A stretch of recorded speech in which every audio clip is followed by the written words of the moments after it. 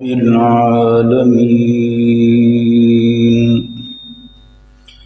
والصلاة والسلام على سيد الأنبياء والمرسلين وعلى آله وأصحابه أجمعين. اللهم صل على محمد وعلى آل محمد كما صليت على إبراهيم وعلى آل إبراهيم إنك حميد مجيد. اللهم بارك على محمد وعلى آل محمد كما باركت على إبراهيم وعلى آل إبراهيم إنك حميد مجيد.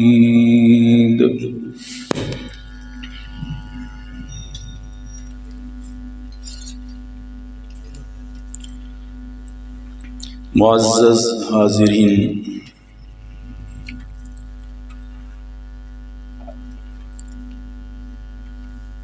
ماہ رجب المرجب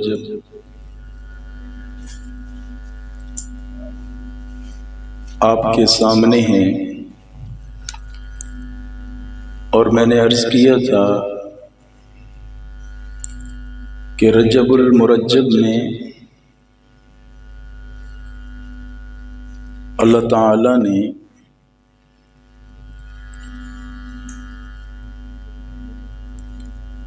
مسلمانوں کو بہت سارے تاریخی واقعات اور بہت ساری اسلامی دستاویز سے روشناس کروایا،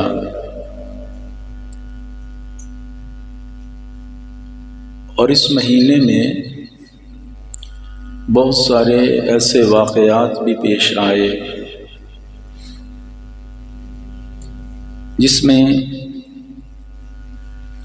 پچھلے جمعۃ المبارک میں نے عرض کیا تھا کہ سرکار دو عالم صلی اللہ علیہ وسلم کے گھر پرورش پانے والے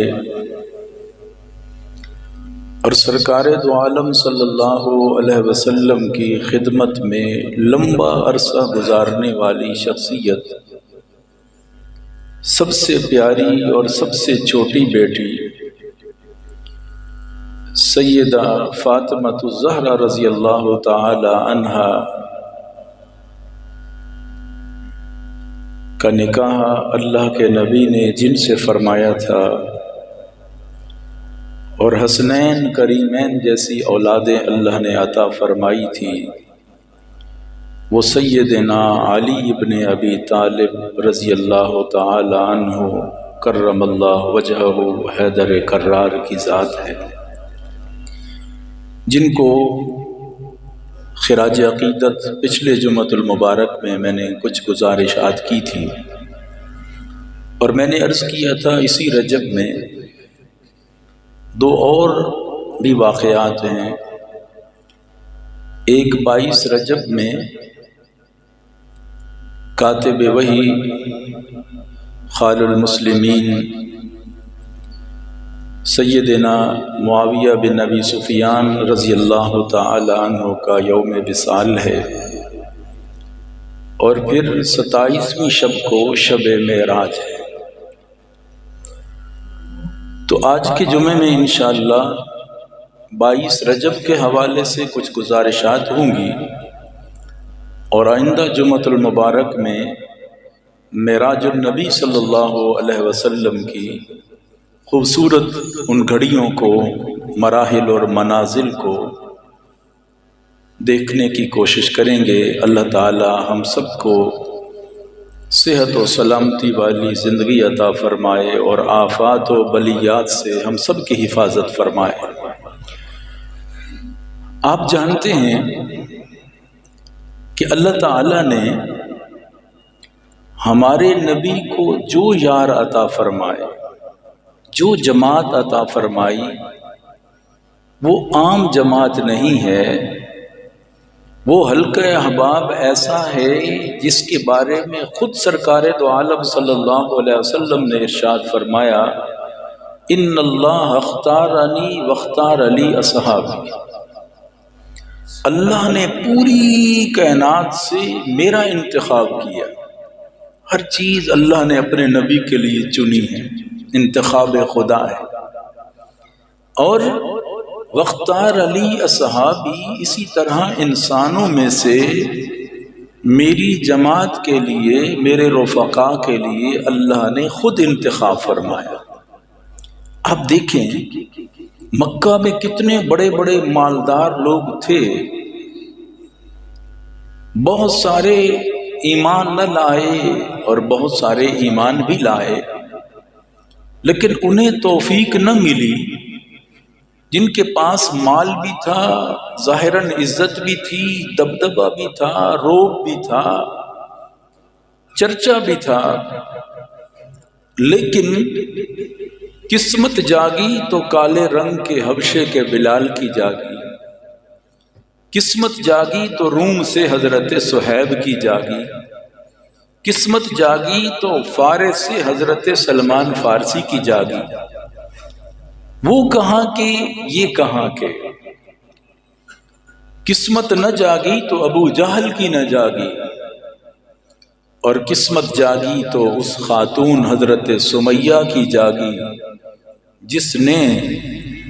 اپنے جان کے 2 ٹکڑے تو کروا دیے لیکن کملی والے کا دامن نہیں چھوڑا۔ اللہ نے ایسی ہستیاں دی میرے نبی صلی اللہ علیہ وسلم کو، اور ان میں پھر مراتب ہیں۔ اللہ نے جو بھی نبی کو عطا فرمایا وہ اتنا اعلیٰ تھا، اتنا شان والا تھا کہ جو بھی نبی کے پاس آ گیا تو اس کے لیے رب تعالیٰ کی طرف سے اعلان جنت ہو گیا، اعلان رضا ہو گیا۔ پیارے نبی کے گھر آنا، پیارے نبی کے گھر آنا، پیارے نبی کی صحبت میں آنا، پیارے نبی کی رفاقت میں آنا، پیارے نبی کے چہرے پہ نظریں جمانا اور نظریں ٹکانا، اور ایمان کی حالت میں محبت سے نبی کا چہرہ دیکھنا، یہ کوئی عام بات نہیں تھی، اللہ کی ایک عظیم نعمت تھی۔ آج ہم سب میں سے کسی کو خواب میں سرکار دو عالم صلی اللہ علیہ وسلم کا دیدار مل جائے، اور چاہتے بھی ہیں، تمنا بھی ہے، خواہش بھی ہے، آرزو بھی ہے، ہر انسان چاہتا ہے کہ خواب میں کملی والے کا دیدار ہو جائے، اور اس کے باوجود سرکار دو عالم صلی اللہ علیہ وسلم کا دیدار خواب میں مل جائے تو خوش قسمت ہے۔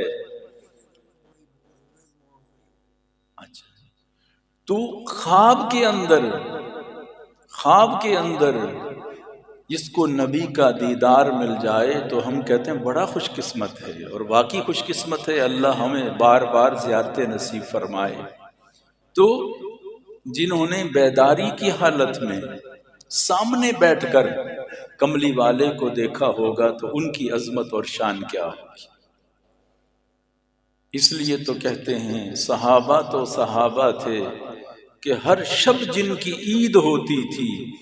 خدا کا فضل تھا نبی کی دید ہوتی تھی، کہ اللہ کے نبی کا چہرہ جسے مل جائے۔ تو اللہ نے نبی کے دامن میں جسے بھی جوڑا تو ہمارے ذمے اس کا احترام لازم ہے، کیونکہ نسبت مصطفیٰ کی وجہ سے۔ جسے نسبت مصطفیٰ مل گئی،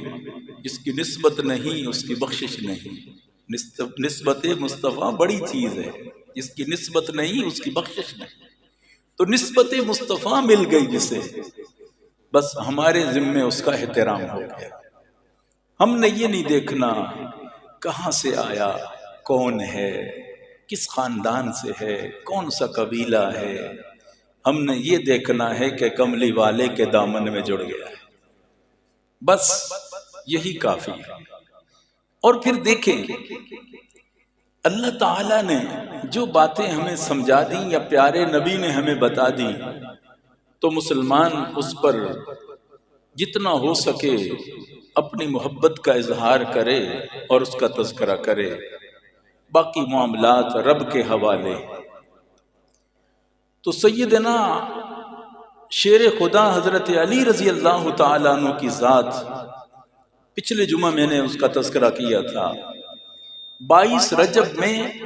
سیدنا معاویہ بن ابی سفیان رضی اللہ تعالیٰ عنہ کا یوم وصال ہے، اور ان کا تذکرہ بھی احادیث میں بخاری شریف کی روایات اٹھائیں یا ترمذی شریف کی روایات اٹھائیں، کنز العمال اٹھائیں، ابن ماجہ اٹھائیں، تو وہاں آپ کو صحابہ کرام کے تذکرے کے ساتھ ان کا تذکرہ بھی ملے گا۔ پہلی چیز یہ دیکھنی ہے کہ جس طرح انبیاء کو اللہ تعالیٰ نے بڑی عظمتیں عطا فرمائی، ہر نبی شان والا، ہر نبی معصوم ہے، ہر نبی کا احترام لازم ہے، لیکن مراتب میں فرق ہے۔ اللہ تعالیٰ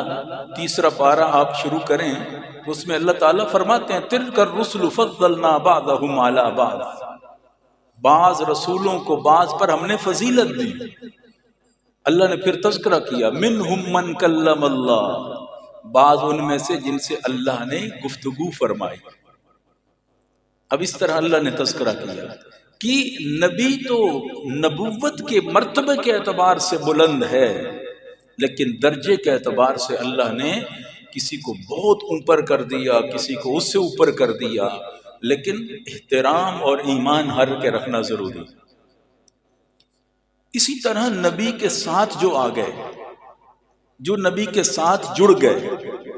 جو بھی مسلمان ہو گئے، اب ان کے بھی مرتبے ہیں۔ ایک پہلے مسلمان ہوا، ایک تھوڑا اس کے بعد ہوا،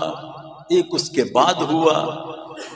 لیکن صحابیت میں تو مقام ان کو مل گیا کہ نبی کے صحابی بن گئے، لیکن درجوں میں فرق ہو گیا۔ اللہ تعالیٰ نے قرآن پاک میں اس کا تذکرہ فرمایا۔ تو پہلے یہ سمجھنا ضروری ہے کہ انسان یہ نہ سوچے کہ صحابہ میں بھی مراتب ہیں، اب کسی کا مقام بہت اونچا ہے، کسی کا اس سے اونچا ہے، کسی کا اس سے اونچا ہے، کسی کی کوئی خصوصیت ہے، کسی کی کوئی خصوصیت ہے، کسی کو کوئی نعمت ملی اللہ کی طرف سے، کسی کو کوئی خاص نعمت ملی اللہ کی طرف سے، اور کسی کی کوئی چیز وجہ شہرت بنی، کسی کی کوئی چیز وجہ شہرت بنی۔ حضرت صدیق اکبر کی شہرت صداقت سے بنی، حالانکہ اللہ کے نبی کے ساتھ بہت وقت گزارا، اب ایک صفت ان کی مشہور ہو گئی۔ حضرت عمر کی ایک صفت، ایک خصوصیت عدالت کی مشہور ہوئی، حضرت عثمان کی حیا والی صفت مشہور ہوئی، حضرت علی شیر خدا کی شجاعت والی صفت مشہور ہوئی۔ اور آپ دیکھیں نا، صرف یہ نہیں تھا کہ ان میں باقی چیزیں نہیں تھیں، اب حضرت علی کے پاس شجاعت کے ساتھ علم کا بھی پہاڑ تھا، علم کے بھی سمندر تھے، لیکن شہرت ملی شجاعت سے۔ حضرت ابی ابن کعب کو قرات قرآن سب سے اچھا پڑھتا ہے میری امت میں ابی ابن کعب، میرے نبی نے فرمایا تھا، اب ان کو وہ چیز مل گئی۔ تو اسی طرح ہر ایک کو ہر چیز ملی۔ تو صحابہ میں حضرت معاویہ رضی اللہ تعالی عنہ کو سیاست والی صفت ملی کہ سیاست میں، حکومت چلانے میں ان کو اللہ تعالیٰ نے شہرت عطا فرمائی۔ تو ہر ایک کو اپنے اپنے حساب سے شہرت ملی اور ایک نام ملا۔ تو مرتبہ ہر ایک کا دوسرے سے فرق ہے۔ خلط مل تب ہوگا جب ہم سب کو برابر کر دیں گے، یہ نہیں، اس میں برابری ہے کہ نبی کے صحابی، اس میں برابر نبی کے صحابی، یہ سب برابر۔ اس کے بعد کسی کو اور عظمت ملی، کسی کو اور عظمت ملی۔ اللہ تعالیٰ نے قرآن پاک میں ایک دو حوالے میں قرآن پاک سے دیتا ہوں کہ نبی کا جو صحابی بن گیا، نبی کی مجلس میں آ گیا، ایمان کی حالت میں نبی کو دیکھ لیا تو وہ صحابی بن گیا، لیکن اللہ نے ان کے مراتب کو بیان کر کے آخر میں اللہ کہتا ہے ہر جگہ پر کہ اللہ ان سے راضی ہو گیا سب سے۔ آگے اللہ نے آخر میں یہی خلاصہ نکالا۔ اب دیکھیں سورہ توبہ، سورہ توبہ کی آیت نمبر 100 ہے، اللہ تعالیٰ اس میں مراتب بیان کرتا ہے۔ فرمایا والسابقون الاولون من المہاجرین والانصار، اللہ نے 3 درجے یہاں بیان کیے صحابہ کرام کے۔ پہلے نمبر پر والسابقون الاولون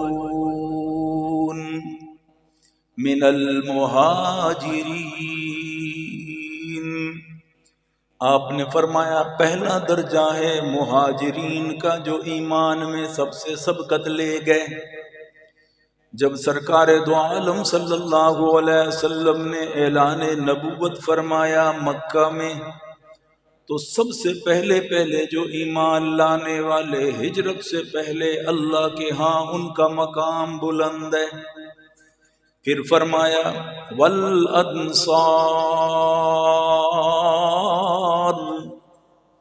جنہوں نے مکہ والوں کی یا کہیں کہیں سے ہجرت کر کے آئے، جنہوں نے ان کی نصرت کی، جنہوں نے ان کی نصرت کی، ان کی مدد کی، وہ انصار مدینہ والے۔ پھر ان کو اللہ تعالیٰ نے درجہ عطا فرمایا۔ پھر آگے فرمایا والذین اتبعوہم بإحسان، جو ان کے تابع ہو گئے، بعد میں مسلمان ہوئے۔ ایک تو مکہ میں مسلمان ہو گئے، ایک مدینہ میں آ کے مسلمان ہو گئے، مہاجر بنے، انصار بنے۔ پھر اللہ فرماتے ہیں والذین اتبعوہم، جو ان کے تابع ہو گئے، پیارے نبی صلی اللہ علیہ وسلم کے اس 23 سالہ درجے میں آ گئے۔ تو یا اللہ کیا فضیلت ہے ان کی۔ اللہ فرماتے ہیں رضی اللہ عنہم ورضوا عنہ،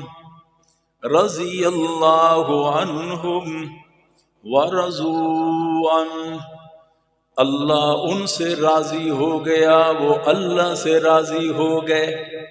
آپ ذرا تصور کریں، یہ کم اعزاز نہیں، یہ چھوٹا تمغہ نہیں۔ میں اور آپ نماز پڑھتے ہیں، عمل کرتے ہیں، دعویٰ نہیں کر سکتے کہ اللہ ہم سے راضی ہو گیا، میرا عمل قبول ہو گیا۔ دعائیں مانگتے ہیں یا اللہ قبول کر لے، لیکن قربان جاؤں جو میرے نبی کے دامن میں جڑ گیا، جس کو ایمان کی حالت میں نبی کا دیدار مل گیا، مجلس مل گئی، صحبت مل گئی، رب کی طرف سے اعلان ہوتا ہے رضی اللہ عنہم ورضوا عنہ،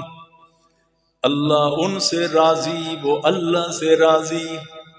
اللہ تعالیٰ نے ہمیشہ کے لیے اعلان کر دیا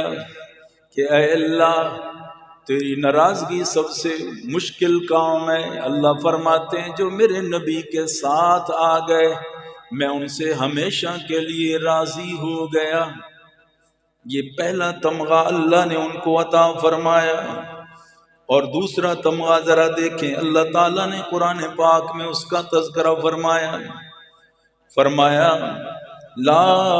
یستوی منکم من انفق من قبل الفتح، سورہ الحدید آیت نمبر 10 میں اللہ فرماتے ہیں، فرمایا لا یستوی منکم من انفق من قبل الفتح وقاتل،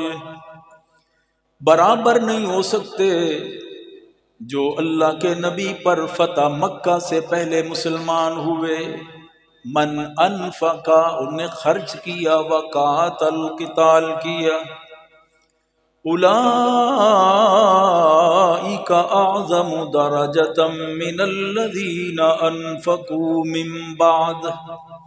اللہ فرماتے ہیں جو فتح مکہ کے بعد مسلمان ہوئے، ایک پہلے مسلمان ہوئے مال خرچ کیا، ایک بعد میں فتح مکہ کے بعد مسلمان ہوئے، فرمایا یا اللہ ایمان تو فتح مکہ سے پہلے والوں نے بھی قبول کیا، ایمان تو فتح مکہ والوں کے بعد بھی قبول کیا، خرچ انہوں نے بھی کیا، خرچ انہوں نے بھی کیا۔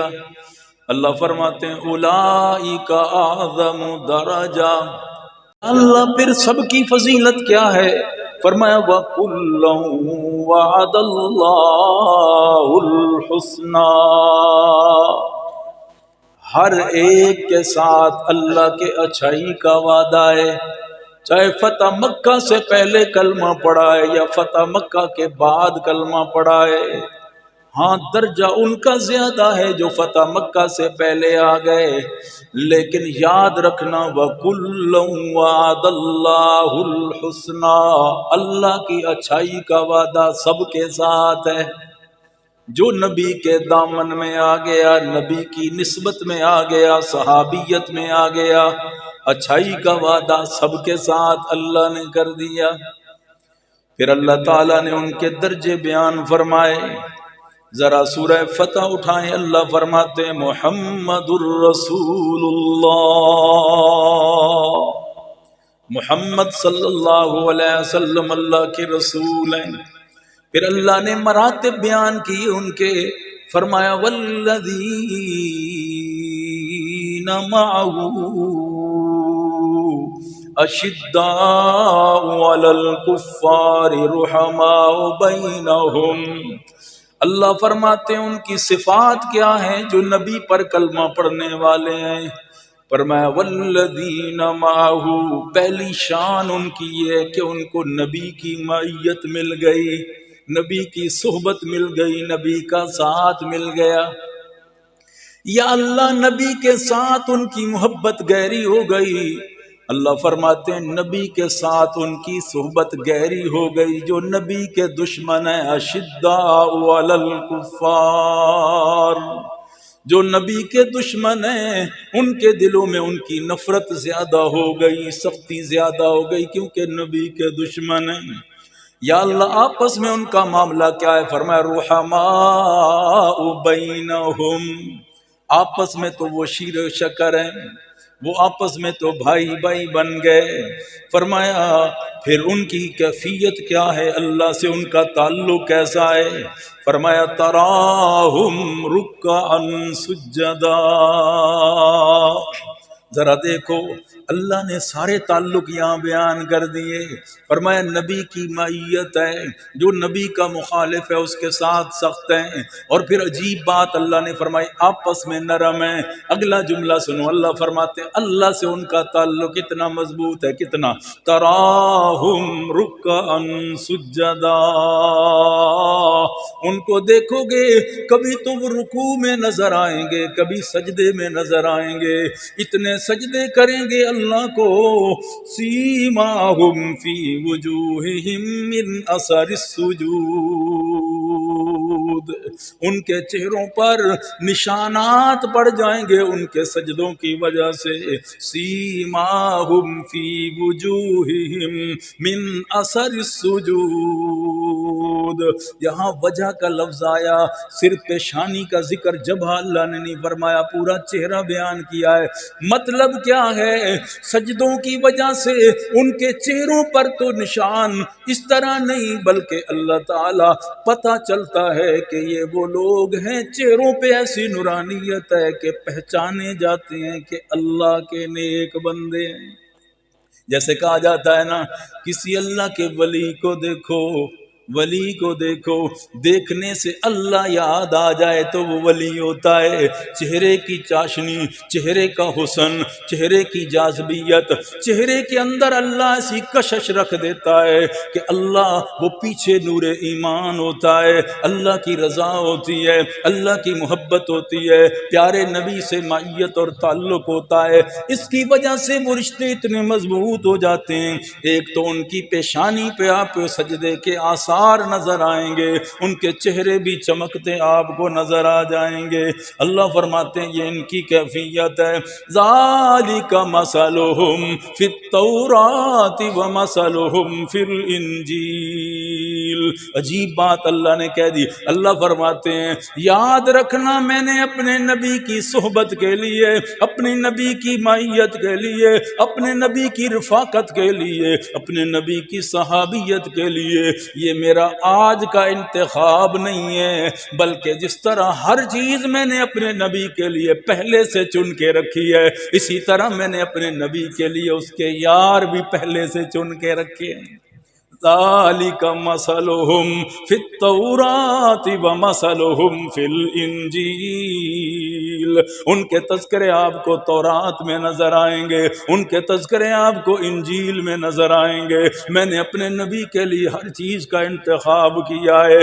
آج بلال نہیں آیا نبی کے قدموں میں، یہ مؤذن رسول آج نہیں بلکہ اللہ کے علم میں تو پہلے ہی انتخاب ہو چکا تھا، اللہ کے فیصلے تو پہلے ہی ہو چکے تھے۔ ذرا تصور کریں، اللہ فرماتے ہیں کَزَرْعٍ أَخْرَجَ شَطْأَهُ فَآزَرَهُ فَاسْتَغْلَظَ فَاسْتَوَىٰ عَلَىٰ سُوقِهِ۔ ذرا جملے سنیں، اللہ کرتے ہیں کَزَرْعٍ، جیسے ایک کھیتی ہوتی ہے، آپ جانتے ہیں موسم ہے، گندم آپ نے کاشت کی ہے، اب اس کی کیفیت اللہ نے بیان کی یہاں کہ نبی کی جماعت جو بن گئی، نبی کے ساتھ جو جڑ گئے، مثال اللہ نے کیسے بیان کی، فرمایا کَزَرْعٍ، جیسے کھیتی ہوتی ہے، آپ گندم کا دانہ زمین میں ڈال آتے ہیں، اخرج شطأہ، اس کی زمین پھٹ جاتی ہے، چیر چیر اس میں ہو جاتے ہیں، اور زمین جب پھٹتی ہے وہ دانے کی وجہ سے زمین پھٹ جاتی ہے، وہ کمزور سا دانہ آپ زمین میں ڈال کے آ جاتے ہیں، نظر ہی نہیں آتا، ظاہراً اس کا وجود نہیں ہوتا، لیکن کیا ہوتا ہے زمین پھٹ جاتی ہے، پھر ایک چھوٹی سی سوئی کی صورت میں نکلتا ہے، کوپل کی صورت میں، جس سے شطا کہتے ہیں، یعنی سوئی، وہ چھوٹی سی ایک سبزی کی کیفیت نکلتی ہے، وہ چھوٹی سی جب نکلتی ہے فَآزَرَهُ، نکلنے کے بعد وہ تھوڑی سی اوپر آ کے تھوڑی مضبوطی کی طرف آ جاتی ہے کہ اس کو کھڑا ہونے کی طاقت مل جاتی ہے، جب کھڑا ہونے کی طاقت ملتی ہے فَاسْتَغْلَظَ، اب ہواؤں کا خطرہ تھا، زمین کے اندر تھا تو کوئی مسئلہ نہیں تھا، کیونکہ جب گندم کا دانہ باہر نکل آتا ہے، جب کوپل کی صورت بن جاتی ہے، اوپر کھڑا ہونے لگ جاتا ہے، اللہ فرماتے ہیں خطرہ ہے کہیں ہوائیں مخالف ہو جائیں، یہ ٹوٹ جائیں، کمزور ہے، فَاسْتَغْلَظَ، ہم پھر اس کو مضبوط کر دیتے ہیں، گریں لگا دیتے ہیں۔ آپ نے کبھی گندم کو دیکھا ہے، اس کے سٹے اور نال کو، اس کی نل کے اندر کیا ہے، اللہ چھوٹے چھوٹے گریں لگا دیتا ہے تاکہ ہوا سے یہ ٹوٹ نہ جائے، میرے بندے کی محنت نہ ضائع ہو جائے، وہاں سٹے میں فرق نہ آ جائے، وہاں غلے میں فرق نہ آ جائے۔ اللہ فرماتے ہیں فَاسْتَغْلَظَ، ہم اس کو مضبوط کرتے ہیں، اور کرنے کے بعد فَاسْتَوَىٰ عَلَىٰ سُوقِهِ،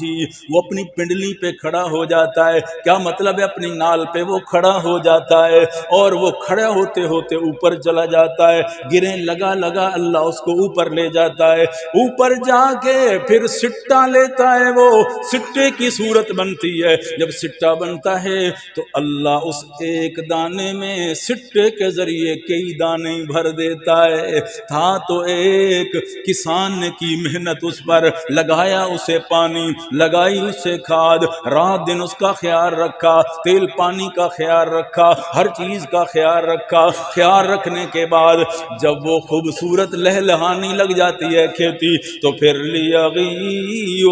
الزُّرَّاعَ، دیکھنے والا بڑا ہی خوش ہو جاتا ہے، کہتا ہے دیکھو دیکھو دیکھو، یہ میری محنت رنگ لے آئی، میری گندم سٹے پہ آ گئی، اب میری پھل مجھے ملنے والا ہے، اور لِيَغِيظَ بِهِمُ الْكُفَّارَ، جو حاسد ہوتے ہیں وہ اندر غصہ کرنا شروع کر دیتے ہیں، غیظ و غضب میں آ جاتے ہیں، یہ پروان کیوں چل رہا ہے، یہ سٹا کیوں بن رہا ہے، ایک گندم سے اسے 100 دانہ کیوں مل رہا ہے، تو وہ لِيَغِيظَ بِهِمُ الْكُفَّارَ،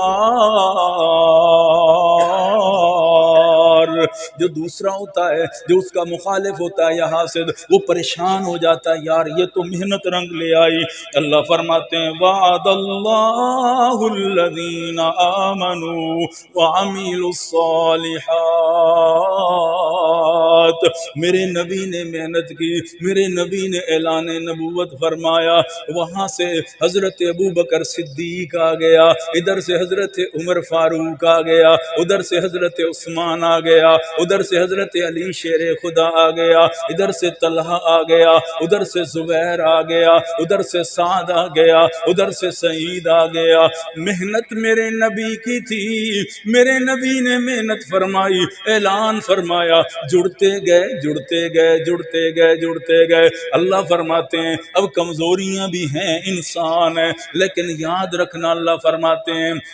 اگر کوئی ان سے غلطی بھی ہو گئی، بحیثیت انسان، نبی تو معصوم ہوتا ہے، تو میں نے ان کو محفوظ کر دیا۔ اعلان کیا ان کے لیے منہم مغفرۃ واجرا عظیما، جو میرے نبی کے قدموں میں آ گئے، جو میرے نبی کی نسبت میں آ گئے، اگر ان سے کوئی کمی پیشی بھی ہو گئی تو میں نے مغفرت کا پروانہ ان کو دے دیا، اور مغفرت کا پروانہ کے ساتھ کیا ہے وَأَجْرًا عَظِيمًا، میں نے اجر عظیم ان کو عطا فرما دیا۔ اجر عظیم کتنا ہے؟ حدیث پاک سنو، میرے نبی نے فرمایا اگر بعد والے احد پہاڑ کے برابر بھی صدقہ کریں، جو میری مجلس میں بیٹھا ہوتا ہے، اگر ایک مٹھی جو بھی اللہ کے راستے میں دے دے تو اس جو کا مقابلہ احد پہاڑ بھی نہیں کر سکتا۔ اجرن عظیما، کیونکہ تیرا میرا وہ اخلاص اور محبت نہیں ہو سکتی جو نبی کے سامنے بیٹھ کے نظر کرم نبی کی اس پر پڑی ہو، تو جس انداز میں وہ اللہ کے لیے دے گا تو اس کی شان ہی بلند ہوگی، اس کی عظمت بھی بڑی بلند ہوگی۔ اس لیے اللہ فرماتے ہیں اعلان ہے میری طرف سے، اللہ نے ہر ایک کو عظمت عطا فرمائی، اللہ نے ہر ایک کو شان عطا فرمائی، عزت کے تمغے عطا فرمائے اللہ نے ہر ایک کو۔ اور اس لیے اللہ نے قرآن پاک کے 3 مقامات میں نے عرض کی ہے کہ اللہ نے نبی کے ساتھ جو بھی جڑ گیا اللہ نے اس کو عظمت عطا فرمائی، اللہ نے رضا کا پروانہ دیا، کلن وعد اللہ الحسنہ دیا، ہر ایک کو اللہ نے اچھائی کا وعدہ کیا، اجرن عظیمہ کا وعدہ کیا، مغفرت کا وعدہ کیا، اپنی رضا کا وعدہ کیا، ہر ایک کا اپنا اپنا مقام ہے۔ ان میں سے 22 رجب کو جو آنے والا ہے، 22 رجب کو آپ صلی اللہ علیہ وسلم کے ان غلاموں میں سے ایک غلام حضرت معاویہ رضی اللہ تعالیٰ عنہ کا یوم وصال ہے۔ جیسے پچھلے جمعے میں نے عرض کیا حضرت علی شیر خدا کے متعلق ان کی ولادت باسعادت، اور حضرت معاویہ رضی اللہ تعالیٰ عنہ کا یوم وصال ہے۔ آپ ذرا سنیں سبحان اللہ، کیا عظمت ہے نبی کے ہر یار کی، کیا مقام ہے نبی کے ہر یار کا۔ آپ صلی اللہ علیہ وسلم کی احادیث طیبہ کا مطالعہ کریں، سرکار دو عالم صلی اللہ علیہ وسلم کی زبان مبارک سے نکلے ہوئے الفاظ پہ ذرا غور کریں۔ سرکار دو عالم صلی اللہ علیہ وسلم نے ترمذی شریف کی حدیث میں پڑھ رہا ہوں، سرکار دو عالم صلی اللہ علیہ وسلم کے پاس حضرت معاویہ آئے، آپ نے ان کو 3 دعائیں دی۔ اللہ کے نبی نے فرمایا اللہم اجعل معاویہ، اللہ کے نبی نے فرمایا یا اللہ معاویہ کو 3 چیزیں عطا فرما دے، ہادیم مہدیہ وہدی بھی۔ آپ ذرا تصور کریں میرے نبی کی دعا ہے، ترمذی شریف کی حدیث پڑھ رہا ہوں، اللہ کے نبی نے کیا فرمایا اے اللہ اجعل معاویہ ہادیم مہدیہ، یا اللہ ہادی بنا دے، جو لوگوں کو راستہ دکھانے والا ہو، مہدی بنا دے جو خود بھی صحیح راستے پر ہو، وہدی بھی، اے اللہ اس کو ایسا بنا دے کہ لوگ بھی اس کو دیکھ کے راستے حاصل کریں۔ تین باتیں آپ نے فرما دی، تین دعائیں مل گئیں۔ اللہ کے نبی نے پھر دوسری دعا دی، آپ صلی اللہ علیہ وسلم نے فرمایا اللہم علمہ الکتاب والحساب وقہ العذاب۔ اس حدیث میں بھی آپ نے تین دعائیں دی، یا اللہ قرآن پاک کا علم حضرت معاویہ کو عطا فرما دے، والحساب حکومت چلانے کے طریقے معاویہ کو سکھا دے، وقہ العذاب کوئی کمی پیشی ہو جائے تو یا اللہ عذاب سے اسے بچا دے۔ اللہ کے نبی کا فرمان ہے۔ پھر آپ صلی اللہ علیہ وسلم کا تیسرا فرمان پڑھ رہا ہوں۔ اللہ کے نبی صلی اللہ علیہ وسلم نے یہ فرمان بخاری شریف میں موجود ہے۔ آپ صلی اللہ علیہ وسلم نے کیا فرمایا؟ اول جیش من امتی یغزون البحر فقد اوجبوا۔ بخاری شریف میں روایت موجود ہے، سرکار دو عالم صلی اللہ علیہ وسلم نے کیا فرمایا؟ اول جیش من امتی یغزون البحر فقد اوجبوا۔ اللہ کے نبی صلی اللہ علیہ وسلم حضرت ام حرام کے گھر، یہ ام حرام کون ہے؟ حضرت عبادہ بن صامت رضی اللہ تعالی عنہ کی زوجہ محترمہ ہے، حضرت انس کی خالہ جان ہے۔ اللہ کے نبی ان کے گھر آرام فرما رہے ہیں، کھانا دیا، اللہ کے نبی ایسے تکیہ لگا کہ وہی کھانے کے بعد لیٹ گئے۔ لیٹنے کے بعد تھوڑی دیر گزری، سرکار دو عالم صلی اللہ علیہ وسلم کی آنکھ مبارک کھلی، آپ مسکرا رہے ہیں اور مسکراتے ہوئے یہ لفظ کہہ رہے ہیں اول جیش من امتی یغزون البحر فقد اوجبوا۔ پہلا لشکر جو بحری جنگ لڑے گا میری امت کا، اس پر جنت واجب ہو گئی۔ میرے نبی نے مسکراتے ہوئے جملے کہے تو حضرت ام حرام حضرت عبادہ بن صامت کی زوجہ کہتی ہیں پیارے حبیب صلی اللہ علیہ وسلم سمجھ نہیں آئی، آپ اٹھے ہیں مسکرائے ہیں، آپ نے یہ جملے کہے مجھے سمجھ نہیں آئی۔ میرے نبی صلی اللہ علیہ وسلم نے فرمایا جبرائیل آئے میرے پاس، انہوں نے مجھے خبر دیا کہ بتایا خواب کی کیفیت ہے، نبی کا خواب بھی وہی ہوتا ہے، سچا ہوتا ہے، تیرے میرے خواب کی طرح نہیں ہے۔ نبی کا خواب اللہ کی طرف سے مکمل یقینی وہی اور سچا ہوتا ہے۔ سرکار دو عالم صلی اللہ علیہ وسلم نے فرمایا میری امت کا جو پہلا لشکر بحری جنگ کرے گا، فرمایا اس پر جنت واجب ہو گئی۔ تو حضرت ام حرام کہتی ہیں میں نے فائدہ اٹھاتے ہوئے اللہ کے نبی صلی اللہ علیہ وسلم سے درخواست کر دی آقا میرے لیے بھی دعا کریں، میرے خاوند کے لیے دعا کریں، اللہ اس لشکر میں ہمیں بھی شامل کر دے جو اتنا خوش قسمت لشکر ہوگا جس پر جنت واجب ہے۔ آپ فرما رہے ہیں، بخاری شریف کی روایت ہے، پیارے نبی صلی اللہ علیہ وسلم نے فرمایا اللہ ام حرام کو اس کے خاوند کو بھی اس لشکر میں شامل فرما دے۔ حضرت ام حرام فرمایا کرتی تھی مجھے یقین ہے کہ مجھے موت اس وقت تک نہیں آئے گی کیونکہ میری نبی کی دعا لگ چکی ہے، جب تک اس لشکر میں شامل نہ ہو جاؤں۔ اللہ کی قدرت ہے، 28 ہجری کی بات ہے، 28 ہجری کی دور عثمانی ہے، حضرت عثمان رضی اللہ تعالیٰ عنہ کی خلافت کا زمانہ ہے، اور اس میں بحری جنگ کے لیے حضرت معاویہ رضی اللہ تعالیٰ عنہ نے لشکر تیار کیا، 1700 چھوٹے بڑے جہازوں پر بیڑی بیرا مشتمل فرمایا، اور سب سے پہلے اجازت مانگی، اجازت ملی تو اس میں پتہ ہے کون کون تھا اس لشکر میں؟ اس لشکر میں جانے والوں میں ام حرام بھی موجود تھی، اس لشکر میں جانے والوں میں حضرت عبادہ بن صامت بھی موجود تھے، اس لشکر میں جانے والوں میں حضرت ابو دردہ رضی اللہ تعالیٰ عنہ موجود تھے، اس لشکر میں جانے والوں میں حضرت ابو ذر غفاری موجود تھے، اور عجیب بات بتاؤں حضرت ابو ایوب انصاری جو میزبان رسول تھے مدینہ میں، وہ بھی اس لشکر میں جانے لگے، اور انہوں نے ایک وصیت جاتے ہوئے کی، کہنے لگے میں جا رہا ہوں اس لشکر میں جس کے بارے میں پہلے نبی فرما چکے تھے، پیارے حبیب کہہ چکے تھے جو پہلے اس لشکر میں بحری لڑائی میں جائے گا اس پر جنت واجب ہو گئی۔ میں خوش قسمت بھی ساتھ جا رہا ہوں۔ حضرت ابو ایوب انصاری کہتے ہیں میزبان رسول کہنے لگے میری وصیت یہ ہے اگر میں وہیں شہید ہو جاؤں، میری موت آ جائے تو مجھے واپس لے کے نہ آنا، وہیں مجھے دفن کر دینا۔ قیامت والے دن نبی نے جنت کا پروانہ تو عطا کر دیا ہے، میں کہتا ہوں میرا وجود بھی وہاں سے اٹھے اور اللہ مجھے سیدھا جنت میں لے جائے۔ اللہ کی قدرت اور شان دیکھیں، آج بھی تاریخ اٹھا کے دیکھو کوئی جھٹلا نہیں سکتا۔ حضرت ایوب انصاری کی قبر بھی آپ کو وہیں ملے گی، اور ان کی نصیحت جب اٹھانے لگے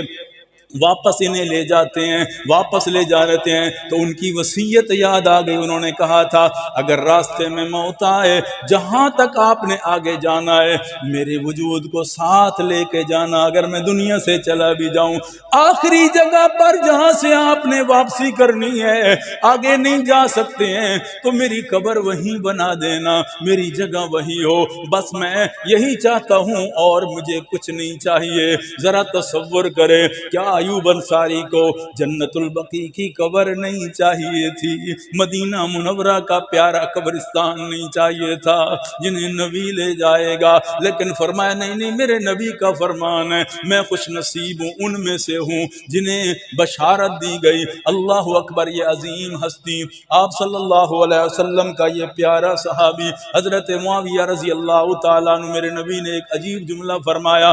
احلم من امتی معاویہ، میری امت میں سب سے زیادہ حوصلے والا معاویہ ہے۔ آپ نے اس وقت فرمایا غسان کا شہزادہ میرے نبی کے پاس آیا، گھوڑے پر سوار تھا، کہنے لگا میں کچھ ہدیہ دینا چاہتا ہوں، میں کچھ تحفہ دینا چاہتا ہوں، کوئی بندہ میرے ساتھ بھیج دو۔ اللہ کے نبی نے حضرت معاویہ کو ساتھ بھیج دیا۔ حضرت معاویہ کی جوتی اس طرف پڑی تھی، وہ اس طرف کھڑا تھا، پیدل ہی چل پڑے کہ نبی کا فرمان ہے۔ اس نے کہا جلدی کرو جلدی کرو، میرے پاس ٹائم نہیں ہے۔ جب آگے بڑھنے لگے تو وہ غسان کا شہزادہ متکبر قسم کا آدمی کہنے لگا تو محمد صلی اللہ علیہ وسلم کا کمی ہے، غلام ہے، اس لیے میں آپ کو گھوڑے پہ سوار نہیں کروں گا، میں توہین سمجھتا ہوں۔ یہ پیدل پیچھے پیچھے تیزی کے ساتھ جا رہے ہیں، وہ گھوڑے پہ سوار جا رہا ہے، کوئی پرواہ نہیں، ایسے جاتے جا رہے ہیں، جاتے کافی دور گھر تھا، وہاں سے ہدیہ لیا واپس آئے۔ میرے نبی نے دیکھا پاؤں پہ ورم آ چکے ہیں، ہونٹ خشک ہو چکے ہیں۔ اللہ کے نبی نے دیکھا تو آپ صلی اللہ علیہ وسلم نے فرمایا احلم من امتی معاویہ، میری امت میں سب سے زیادہ حوصلے والا معاویہ ہے۔ یعنی جوتی پہننا بھی گوارا نہیں کی، میرے نبی کا فرمان تھا۔ اس لیے اللہ کے نبی نے قدرت تاریخ پڑھ کے دیکھیں، ٹھیک 35 سال کے تقریباً بعد جب حضرت معاویہ دمشق کے حکمرانی مل گئی ساری، تو غسان پہ جب حملہ ہوا ان علاقوں پہ، یہی شہزادہ قید خانے میں آ گیا، اور جس نے کہا تھا تو نبی کا کمی ہے، اب اس کو یاد ہی نہیں تھا وہ منظر۔ حضرت معاویہ نے کہا اچھا کھانا اسے کھلاؤ، اس کا اپنا ظرف ہے، لیکن ہمارے نبی نے ہمیں اخلاق سکھایا ہے، ہمارے نبی نے ہمیں رحمت سکھائی ہے، ہمارے نبی نے ہمیں بدلے کا طریقہ نہیں سکھایا۔ اللہ اکبر، آپ نے کہا ٹھنڈا پانی اسے دو، اچھا کھانا دو، 3 دن تک اسے رکھا۔ تیسرے دن حضرت معاویہ خود تشریف لے گئے، فرمایا پہچانا ہے میں کون ہوں؟ کہنے لگا نہیں نہیں میں تو نہیں پہچانا۔ فرمایا وہ میں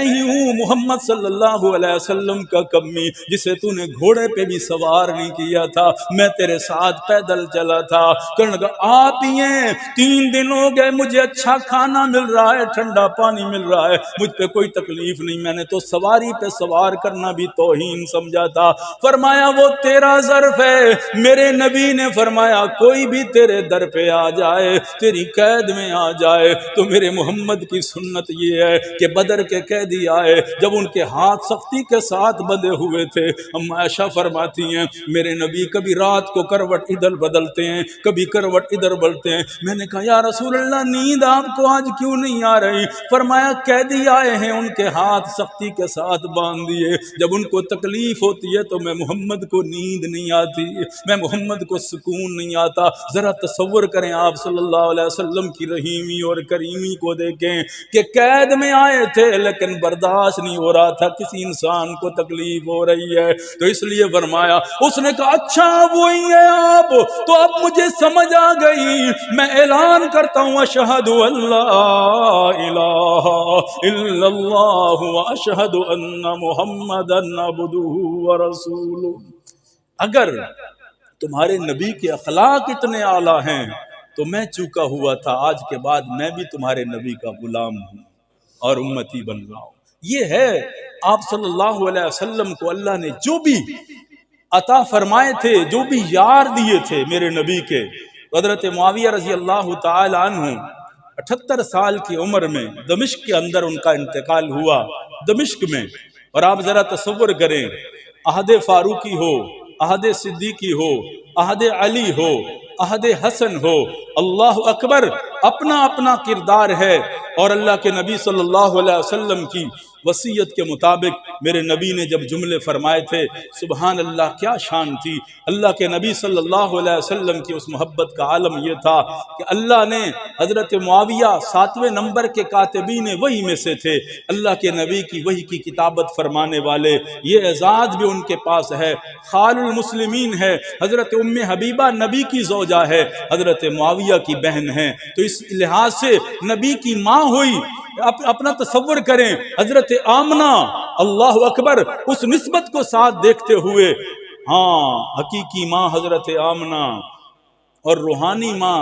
جو میری اور آپ کی امت کی مائیں، سبحان اللہ، جو نبی کے حرم میں آ گئی، جو نبی کے گھر آ گئی۔ اللہ کا قرآن کہتا ہے ازواجہ امہاتہم، نبی کی بیویاں امت کی مائیں ہیں، تو حضرت ام حبیبہ جو ہے نبی کی زوجہ ہے، امت کی ماں ہے، حضرت معاویہ کی بہن ہے۔ اس حوالے سے خال المسلمین بنے، اور اللہ تعالیٰ نے یہ اعزاز بھی عطا فرمایا، یہ اعزاز بھی اللہ کے نبی صلی اللہ علیہ وسلم کا کہ میرے نبی کے بال مبارک آپ نے فرمایا میری حجامت بناؤ، تو حضرت معاویہ نے بال کاٹے، اور کرنے کے بعد اللہ کے نبی کے ناخن اور بال تو وہ سنبھال کے رکھ لیے۔ سنبھال کے رکھنے کے بعد عجیب وصیت کی، کہنے لگے میں دنیا سے چلا جاؤں تو ایسا کرنا یہ نبی کے بال ہیں، میرے سینے کے اوپر کفن کے نیچے ان کو رکھ دینا، ناخن میرے ہونٹوں پر اور آنکھوں پہ، یہ نبی کے بال ہیں، نبی کے ناخن ہیں،